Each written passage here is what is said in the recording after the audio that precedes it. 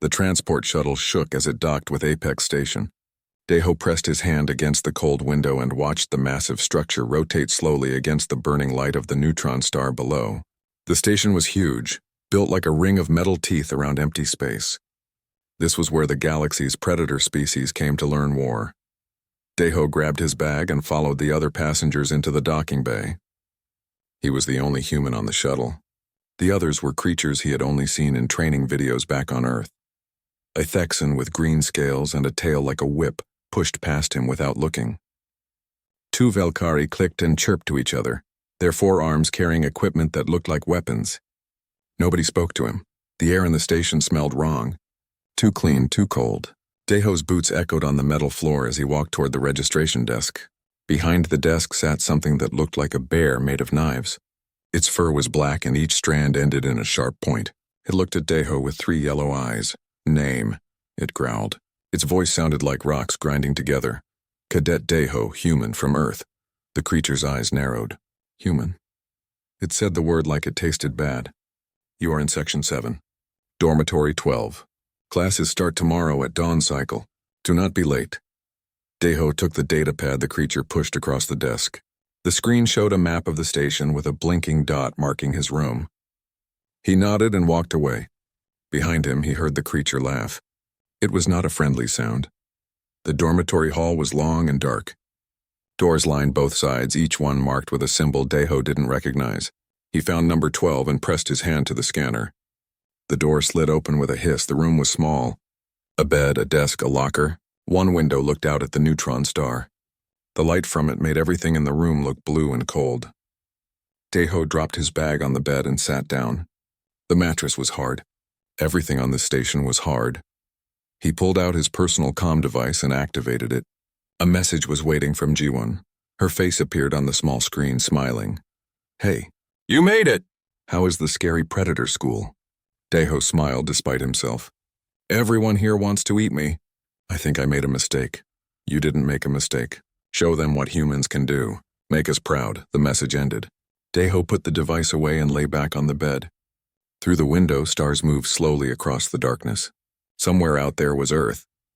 Home. A place where he wasn't the weakest thing in the room. He closed his eyes and tried to sleep.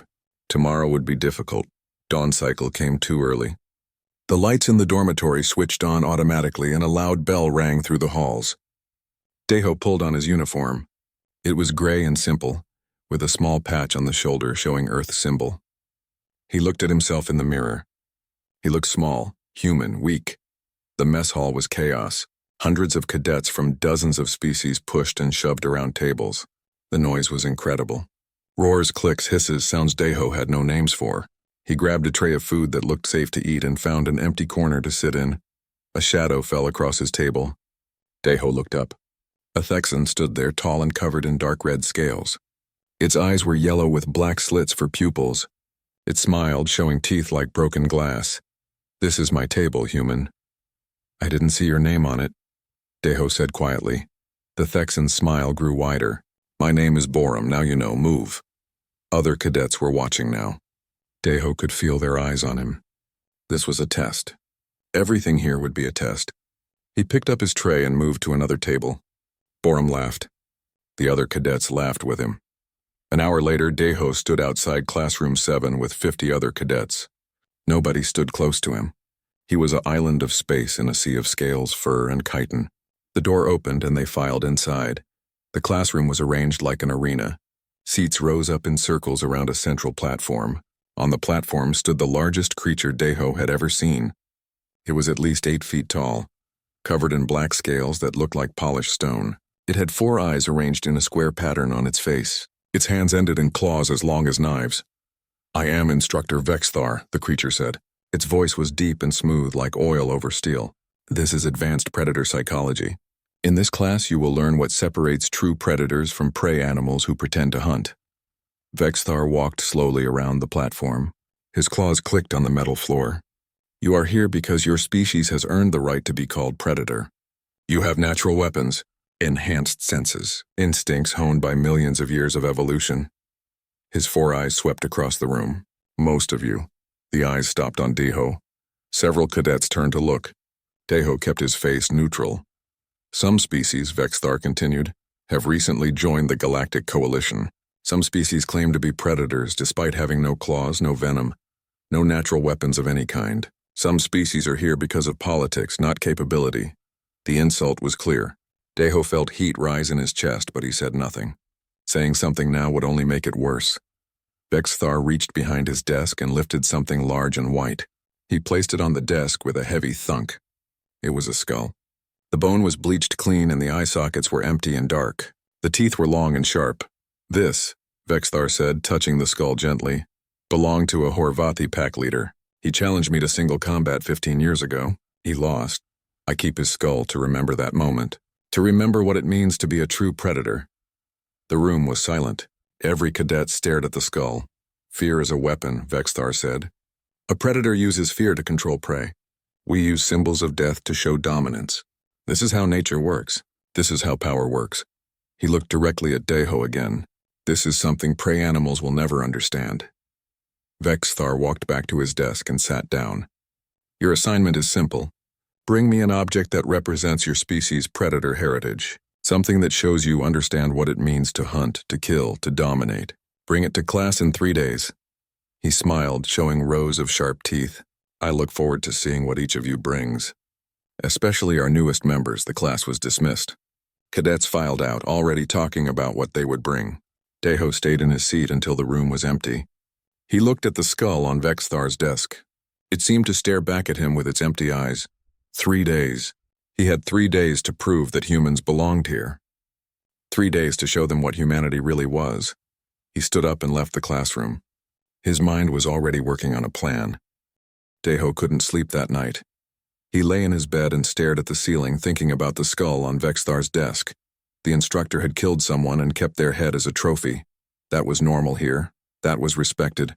What could he bring that would match that? Humans didn't have claws to preserve. They didn't have fangs or venom sacs. He thought about bringing a knife, but that seemed weak. A gun would be too easy to dismiss as technology, not heritage. He needed something that would make them understand. At 300 hours, Daho gave up on sleep. He got dressed and left his room. The corridors were empty and dark except for blue emergency lighting along the floors. His footsteps echoed as he walked toward the station's central archives. The archive entrance was a large door with a scanner beside it. Daho pressed his hand to it, half expecting it to reject him. The door slid open. Inside, the air was cooler and smelled like recycled oxygen and old data storage. Hello? Daho called out. A figure appeared from between 2 tall shelves of physical books. It was human. The man was older, maybe 50, with gray in his hair and tired eyes. He wore a simple uniform with a patch that said, Cultural Liaison.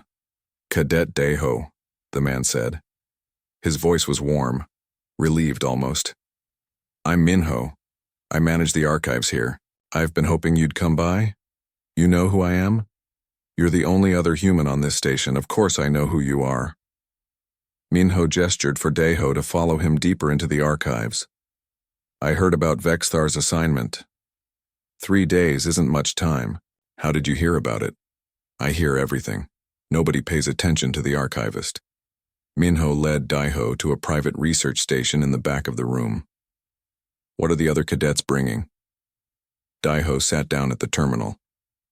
I don't know exactly, but I heard Baram talking in the mess hall. He's bringing a fang from his grandfather. The old Thexan killed 17 opponents in ritual combat over his lifetime. Baram thinks it proves his species' strength. Minho nodded slowly. And the others? Hyarin the Velkari is bringing a ceremonial blade made from a hive queen's exoskeleton. Her colony conquered 3 rival colonies 2 generations ago. Daho rubbed his face with both hands. They're all bringing trophies from wars they won. Things that prove they're dangerous. And you need to prove humans are dangerous. I need to prove we belong here.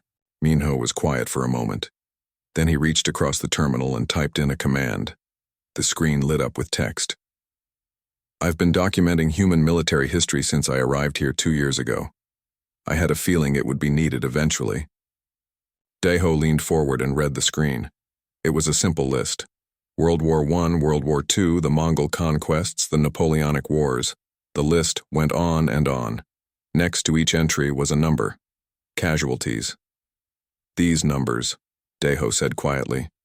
Some of these are millions. Keep reading. Deho scrolled down. The list covered thousands of years. Wars he had studied in school, wars he had never heard of, small conflicts with thousands dead, large conflicts with tens of millions dead. The numbers started to blur together. How many total? He asked. Minho reached over and pressed a key. A new number appeared at the bottom of the list. Estimated total deaths from human warfare throughout recorded history. 1,100,000,000. Deho stared at the number. It didn't seem real. That can't be right. It's conservative, actually. We don't have good records for many ancient conflicts. The real number is probably higher. Minho pulled up another file. For comparison, the Felkari's 3 colony wars? Total deaths approximately 40,000 over 50 years. The Thexan ritual combats? Maybe 300 deaths per generation. We killed 1 billion of ourselves. Yes. And that's just deaths from direct combat. It doesn't count deaths from famine, disease, displacement caused by war. Minho pulled up images now. Battlefields covered in bodies, cities reduced to rubble, weapons that looked like they belonged in nightmares. Deho felt sick. He had known humanity had a violent history. Every species did. But seeing it all listed out like this, the numbers stacked on top of each other, it was overwhelming. Why are you showing me this? Deho asked. Because Vexthar thinks humans are weak. He thinks we're prey animals playing at being predators. He doesn't understand what we really are. Minho closed the images and pulled up a different file. Every species here hunts for food or territory. They fight wars to survive. Humans are different. We fought wars over ideas, over pride, over land we couldn't even see. We turned killing into a science. That doesn't sound like something to be proud of. I'm not proud of it, but it is what we are, or what we were. Minho stood up and walked to a locked cabinet on the wall. He opened it and pulled out a small box. I requested this from Earth 6 months ago. I thought it might be useful someday. He placed the box on the desk in front of Deho. It was old, made of wood and metal. Deho opened it carefully. Inside, wrapped in cloth, was a skull. A human skull. Where did this come from? Deho whispered. A battlefield in Europe. World War II. We don't know his name. He was just one soldier among millions. He died in 1944. Minho sat down again. Vexthar brought a skull to intimidate you. To show you what a real predator looks like. Maybe you should show him what a human looks like. Deho touched the skull gently. The bone was smooth and cold. There were cracks along the side, probably from whatever killed this man 80 years ago. He had been someone's son, maybe someone's father. Now he was just old bone in a box. I can't bring this, Deho said. It's too small, too simple. Vexthar's trophy is twice this size. Size isn't the point. Then what is? Minho pulled up the casualty list again. Vexthar killed 1 person and kept their skull as a trophy. This soldier died in a war that killed 75 million humans. 75 million. In 6 years. That's more than the entire population of most species in the coalition. The numbers hung in the air between them.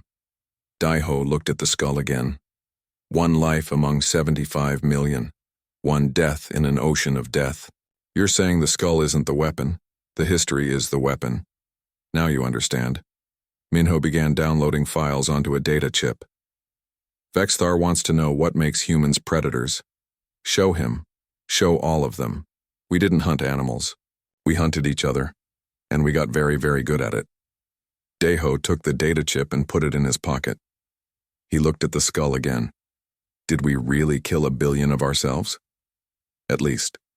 Probably more. How did we survive? We learned. Eventually, we built civilization specifically to stop ourselves from destroying each other. It took thousands of years and countless deaths, but we learned.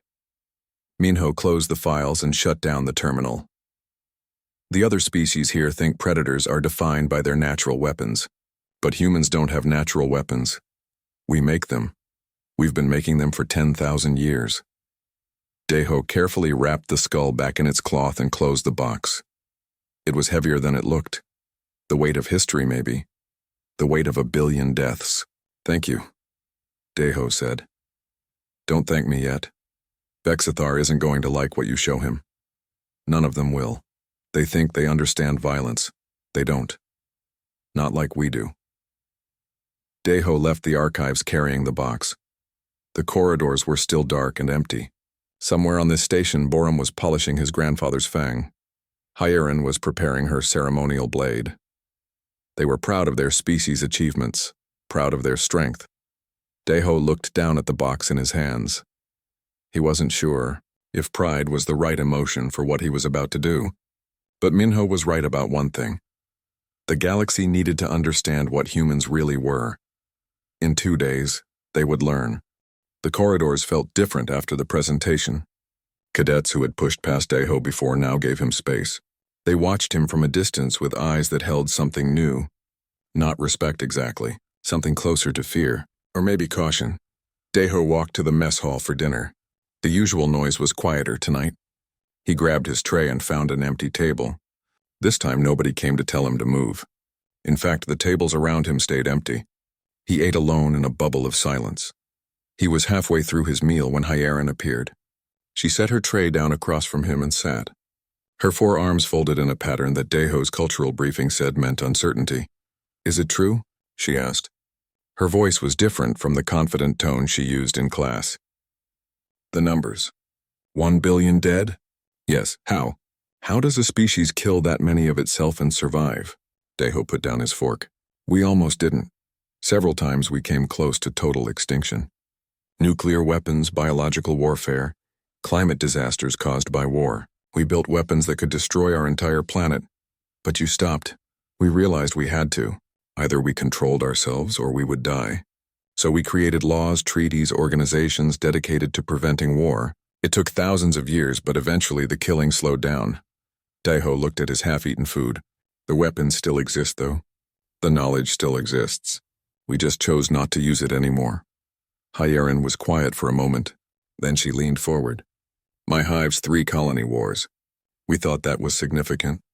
40,000 dead over 2 generations. We built monuments to remember the sacrifice." She made a sound that might have been a laugh. "Your species killed that many humans in single battles. In single days. I'm not proud of it. No, I don't think you are. That's what frightens me." Hyarin stood up. "Vexthar is angry. He feels you humiliated him. Be careful, Deho, he won't forget this." She left. Deho sat alone again, surrounded by empty tables. He finished his meal quickly and returned to his room. His comm device was blinking. "A message from Commander Tajin. Report to my office. 2100 hours." The commander's office was located in the administrative section of the station. Deho arrived exactly on time. The door was open. Inside, Tajin sat behind a desk covered in data pads and holographic displays. He gestured for Deho to enter. "Close the door." Deho did. The office was larger than his dorm room, but not by much. One wall was covered with commendations and awards. Another had a window showing the neutron star's endless light. "Sit down, cadet." Deho sat. Tajin studied him with tired eyes. The commander was maybe 60 years old with gray hair cut military short. His uniform had seen many years of service. "That was quite a presentation today," Tajin said. "Yes, sir." "Did you prepare it yourself?" "Archivist Minho helped me gather the historical data." The skull came from Earth Archives. "The presentation was my decision." Tajin nodded slowly. "Do you understand what you did?" "I showed them human military history, sir." "You terrified them. Every species in that room has been in space for thousands of years. They've all fought wars. They all think they understand violence. And then you showed them what human violence really looks like." Tajin pulled up a display. It showed the casualty numbers from Deho's presentation. "These numbers are beyond their comprehension. The Velkari's bloodiest war killed 40,000 over 50 years. You told them about human wars that killed millions in months. The instructor asked us to show our predator heritage. I did. You did more than that. You changed how they see humanity. Before today, they thought we were weak. Prey animals playing at being predators because we have good technology. Tajin leaned back in his chair. Now they know the truth. We're not predators because we're strong. We're predators because we learned how to kill efficiently and then chose to stop. That's more frightening than any natural weapon. Is that a bad thing, sir? I don't know yet. Fear creates respect, but it also creates enemies. Tajin closed the display. I've been monitoring Vexthar. He's meeting with other instructors right now. He's angry. He feels you embarrassed him in front of his students. I just answered his assignment. You destroyed his worldview. Vexthar has built his entire reputation on being an apex predator. He killed a Horavathi pack leader in single combat. He keeps the skull as a trophy. That's his measure of strength. Individual dominance. Personal power. Tajin stood and walked to the window. Then you brought a skull from a nameless soldier and told him about wars that killed millions. You made his trophy seem small, insignificant. Deho felt a weight settle in his stomach. What will he do? The final assessment is in 2 weeks. Combat simulation. Each cadet must survive 48 hours in a hostile environment while being hunted by instructor-controlled drones. Vexthar supervises the program parameters. Tajin turned to face Deho. I think he's going to make yours significantly harder. That's against regulations. It is. But proving it is difficult. The simulations are complex. A few adjusted variables here and there can make a huge difference, and Vexthar is smart enough to hide his modifications. So what do? You survive. You show him that humans aren't just good at killing each other. You show him that we're good at surviving too. Tajin walked back to his desk and pulled up another display. Do you know why humans became persistence hunters? We ran our prey to exhaustion. Exactly. We're not fast. We're not strong. But we don't stop ever. Other predators sprint. They ambush. They strike hard and fast. Humans just keep coming. Hour after hour. Day after day. We chase until there's nothing left to chase. Tajin looked at Deho. That's what you need to show Vexthar. Not that you can kill him. That you'll never stop trying. Deho absorbed this. You want me to outlast him? I want you to prove that human endurance is just as dangerous as any claw or fang. Maybe more dangerous. Tajin sat down again. Vexthar and the others think of violence in terms of instant lethality. Who's faster, stronger, more toxic? They don't understand attrition. They don't understand wars that last years or decades because both sides refuse to quit. But we learned to quit. That's what I told them. We chose peace. We chose peace because we knew we'd destroy ourselves if we didn't. But the capacity is still there. The stubbornness is still there. That's what makes us valuable to the coalition. We're the species that won't surrender even when we should. Tajin's expression grew serious. 2 weeks, cadet. Use that time wisely. Study endurance hunting. Study persistence tactics. And prepare for Vexthar to try his hardest to break you. Yes, sir. Dismissed. Deho left the office and walked back through the corridors. The station was quiet now. Most cadets were in their rooms preparing for the next day's training. He passed Borum in the hallway. The Thexan stopped and stared at him but said nothing. Just stared with those yellow reptile eyes. Back in his room, Deho activated his comm device. He needed to talk to G1. Her face appeared on the screen after a moment. Hey, I heard about your presentation. The whole fleet is talking about it. Word travels fast. Deho, you scared them. The other species, I mean. They're calling humans the billion-death species now. Jiwan's smile faded. Are you okay? I'm fine. Just tired. You don't look fine. You look worried. Deho told her about the conversation with Tajin, about Vexthar's anger and the upcoming combat simulation. Jiwan listened without interrupting. So he's going to try to kill you, she said when he finished. He's going to try to make me fail, which means I need to not fail. How do you beat an 8-foot predator with claws like knives? I don't beat him. I outlast him. Deho pulled up training documents on his datapad. Humans are endurance hunters. We're built to keep moving when everything else stops. I just need to remember that. 2 weeks isn't much time, it's enough. They talked for a while longer about small things, normal things. It helped. When the call ended, Deho lay back on his bed and looked at the stars through his window. Somewhere in that darkness was Earth, home, a planet full of humans who had killed each other for thousands of years and then decided to stop.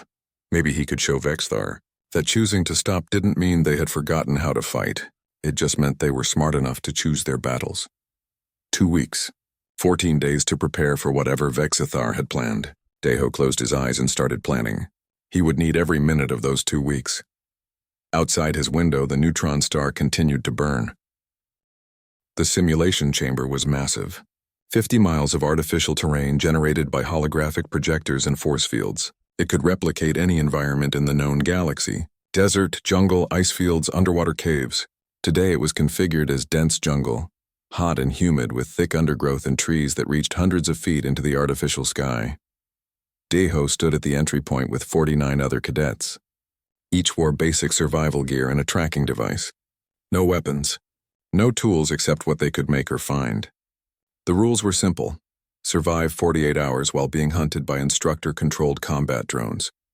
Get eliminated and you failed the course. Instructor Vexthar stood on a platform above them. His 4 eyes scanned the assembled cadets. This is your final assessment. You will be evaluated on survival skills, tactical thinking, and predator instincts. The drones are programmed to hunt using various strategies. Avoid them. Outwit them. Prove you deserve to be here. His gaze lingered on Deho for just a moment too long. Deho felt his stomach tighten. Begin. The cadets scattered into the jungle. Some ran fast using their natural speed. Others climbed trees or burrowed into the undergrowth. Deho moved at a steady jog, not too fast, conserving energy. He had studied human endurance hunting for 2 weeks straight. He knew what he needed to do. The first 6 hours were quiet. Deho found a stream and followed it upstream. Water was important. He gathered leaves and vines as he went, storing them in his pack. He found a tree with edible fruit and ate while moving. Never stop moving. That was the rule. He heard the first drone at hour 7, a high-pitched whine in the distance, then screaming. Someone had been eliminated. The sound came from the west. Deho turned east and kept moving. By hour 12, Deho had covered roughly 15 miles. His legs ached, but not badly. This was what humans were built for. Long-distance movement. He climbed a hill and looked back. In the distance, he could see flashes of light. Drone weapons firing. More eliminations. He pressed on. Hour 18. Night cycle began.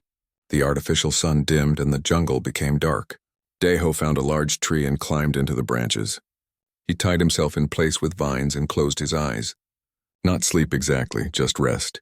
His ears stayed alert for sounds of danger. A drone passed beneath him at hour 20.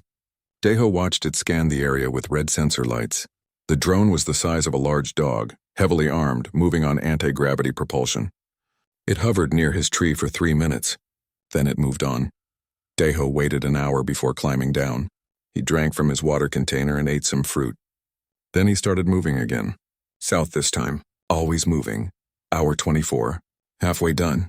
Deho's score showed on his tracking device, 0 eliminations, 0 survival points. He wasn't scoring well, but he wasn't eliminated. That was what mattered. In the distance, he heard more weapons fire. The number of active cadets was down to 31. He found a ravine and followed it. The terrain here was treacherous, full of loose rocks and steep drops. Dangerous for most species, but humans had evolved climbing and scrambling through difficult terrain. Deho moved carefully but steadily. Hour 30. The second night cycle. Deho was still moving. His legs hurt now, real pain. His feet had blisters. His back ached from carrying his pack. He ignored it all and kept walking. This was what humans did. They hurt and they kept going anyway. A drone found him at hour 32. It appeared suddenly from behind a rock formation, weapons hot. Deho dove behind a tree as energy blasts tore through the foliage. He ran, but not straight. He zigzagged through the jungle, using trees and rocks for cover. The drone followed, firing constantly. Deho ran for 20 minutes, leading the drone through increasingly difficult terrain. Heavy undergrowth, streams, rocky slopes. The drone's anti-gravity system struggled with the obstacles. It slowed down. Deho kept his pace steady. Not sprinting, just running. He could run for hours if he needed to. After 40 minutes, the drone broke off pursuit. It hovered for a moment, sensors scanning. Then it flew away, seeking easier targets. Deho collapsed behind a fallen tree and lay there breathing hard. His legs were shaking. He drank water and forced himself to stand. Keep moving. Hour 36. 12 hours left. Deho had circled back toward the center of the simulation. He was setting traps now. Simple things. Vine snares connected to bent branches. pits covered with leaves. He didn't expect them to destroy the drones, but they might slow them down. Give him warning. He heard fighting in the distance. Other cadets still trying to survive. The number was down to 17 now. More than half eliminated hour 40, the final 8 hours. Daeho was exhausted. Real exhaustion now. The kind that made his vision blur and his hands shake. He had been moving for almost 2 full days with minimal rest. His body wanted to stop. His mind said no, this was persistence hunting. This was what humans did. They chased prey until the prey's body failed, until its muscles gave out and its heart burst. Humans just kept coming. He set more traps, created false trails, doubled back on his own path, made himself harder to predict. Hour 44. A drone found him again. This one was different, larger, more weapons. Daeho recognized the configuration. This was an instructor-controlled unit. Someone was piloting it directly. Vexthar. The drone didn't fire immediately. It just hovered there, watching him with its sensor array. Daeho stood still, breathing hard, waiting. Then it attacked. The assault was brutal. Energy blasts tore through the jungle around him. Daeho ran. He used every trick he had learned in 2 weeks of preparation. He led the drone through his trap zones. Vine snares tangled in its propulsion system. Pit traps forced it to slow down and navigate carefully, but it kept coming. Daeho ran for an hour straight. His legs were beyond pain now. They just moved mechanically, 1 foot in front of the other. His lungs burned. His vision narrowed to a tunnel, but he didn't stop. The drone was still behind him, always behind him. Hour 45. 3 hours left. Daeho realized what Vexithar was doing. This wasn't about elimination anymore. This was personal. The instructor wanted to see Daeho break, wanted to see the human quit. Daeho looked at the drone following him and smiled. His lips were cracked and bleeding, but he smiled anyway. "You want to see me quit?" he said out loud. "You're going to wait a long time." He turned and ran again. Not away this time. Toward the drone it fired. Daeho dodged and rolled. He grabbed a fallen branch and threw it at the drone's sensor array. It didn't do damage, but it forced the drone to recalculate. 3 seconds of hesitation. Daeho used those 3 seconds to reach a cliff face he had scouted earlier. He started climbing. The drone followed, but the cliff overhang made it difficult to get a clear shot. Daeho climbed for 15 minutes, his fingers raw and bleeding. At the top, he rolled away from the edge and kept running. The drone came up over the cliff edge. Slower now. Its power systems were running hot. Daeho could hear the warning tones from 30 feet away. He led it through a stream, across rocky ground that made the anti-gravity system work harder, through dense undergrowth that tangled in its weapon mounts. He ran for another hour. Hour 46. 2 hours left. The drone was overheating badly now. Warning lights flashed red across its hull. But it was still coming. Still chasing.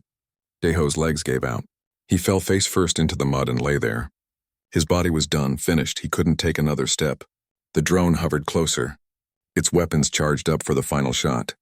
Daeho rolled onto his back and looked up at it. "Still here," he whispered. "Still haven't quit." The drone hung there for a long moment. Then its power systems failed. The anti-gravity cut out and it crashed into the ground 10 feet away. Smoke rose from its overloaded circuits. Daeho laughed. It hurt to laugh, but he couldn't help it. He had run the drone into failure. He had outlasted it. He forced himself to stand. His legs screamed in protest, but they moved. He staggered away from the crashed drone, moving deeper into the jungle. Hour 47. 1 hour left. Daeho found a tree and climbed into its branches. He tied himself in place and closed his eyes. Around him, the jungle was quiet. The other cadets had all either succeeded or failed. He was alone. His tracking device showed 8 cadets still active. He was one of them. The simulation timer hit 48 hours. A loud tone echoed through the jungle. Assessment complete. All remaining cadets report to extraction point. Daeho untied himself and climbed down from the tree. His legs barely supported his weight. He walked slowly toward the extraction point, using trees for support. Other cadets were emerging from the jungle. Hyron was there, her exoskeleton scratched and dented. Borum limped on an injured leg. A few others Daeho didn't know well. All of them looked exhausted. They didn't look at each other. They just stood in silence, waiting for pickup. A transport arrived and they boarded. The flight back to the main station was quiet. Everyone was too tired to talk. In the debriefing room, Instructor Vexthar stood waiting. His 4 eyes were cold as he scanned the survivors. When his gaze reached Daiho, it lingered. 8 survivors out of 50 cadets. Acceptable results. Vexthar pulled up performance data. Cadet Hiren scored highest in tactical efficiency. Cadet Boram scored highest in direct combat. Cadet Daiho scored highest in persistence. He stepped closer to Daiho. 47 hours and 38 minutes of continuous movement. You traveled 63 miles through hostile terrain while being pursued by multiple drones, including an advanced instructor-controlled unit. You set 17 traps, created 34 false trails, and ran 1 drone into complete system failure. Vexthar's claws flexed. You should have been eliminated within the first 12 hours. The parameters were set to ensure it, and yet you endured. Daiho met the instructor's eyes. Humans don't sprint. We marathon. We don't strike once. We strike until there's nothing left to strike. That's what makes us predators. No, Vexthar said quietly. What makes you predators is that you know this about yourselves and you still choose to cooperate with others. You have the capacity for endless pursuit and you use it to build instead of destroy. That is more frightening than your billion dead. He turned to address all the survivors. You have passed the final assessment. You are now qualified for advanced tactical operations. Dismissed. The cadets filed out. Daiho was the last to leave. As he reached the door, Vexthar spoke again. Cadet Daiho. Daiho turned. That skull you brought, the soldier from your World War II? What happened to him? We don't know. He's just one of millions. We don't remember all their names. But you remember what they did? What all of them did? Yes, sir. We remember. Vexthar nodded slowly. Good. Memory is what separates predators from prey. Prey forget the hunt. Predators never do. He paused. You may keep the skull. Add it to the Hall of Species. Thank you, sir. Daiho left the debriefing room and walked through the corridors on legs that barely functioned. He made it to his room and collapsed on his bed. His comm device blinked with messages from Jiwon, from Minho, from Commander Taejin. He would answer them later. Right now he just needed to rest. Outside his window, the neutron star burned on. And in the Hall of Species, a small human skull sat among the trophies of apex predators. Small but no longer insignificant. The human had brought a larger message. And everyone had heard it.